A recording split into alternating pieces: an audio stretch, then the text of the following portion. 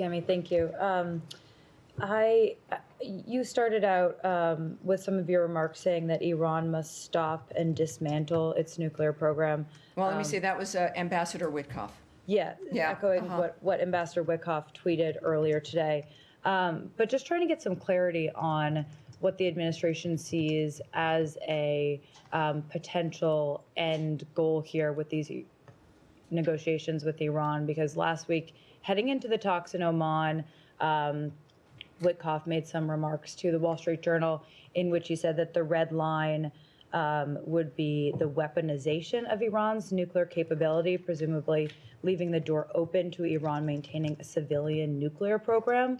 So is the administration open to an end state where Iran does still have a civilian nuclear program, but they are no longer able to speedily get a nuclear weapon?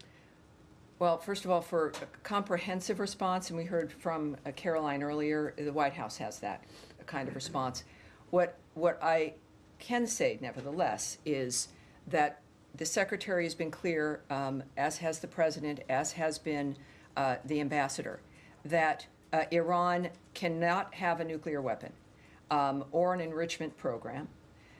What we hear, and I said this again to our friends earlier in the day, as I do, some of you listening from home, I kind of spend about a half hour with our bullpen during the day, and we have some talks and find out what's on their mind. But what I mentioned, because there's always a reaction to a single tweet or a remark that's in a newspaper. And as we are clearly moving to a secondary meeting, which I still won't call a negotiation, but that could change, is that these are people who are the best in the world. Ambassador Witkoff clearly is one of the best people in the world for negotiating and for dealing with bad actors and getting peace and ceasefires. But when things are being said in the moment, in public, it is, you must consider that these are not, that's not part of how they negotiate in the sense of whatever they're talking about together. And that one should always wait and see that no one's negotiating in public. No one is, I don't know who that message would be for or the nature of what's said and how and what format. I would say what matters is an end result, our parties agreeing, papers being signed.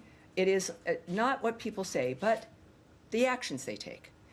We have shown that as a nation when the actions that we take and the nature of what we commit to, you can combine the two of what we say and what we do. But I would say that there's one goal here, and that is that Iran cannot have a nuclear weapon, and certainly or the enrichment program, and that is, I think, a pretty easy thing to start with, and that is the one thing that we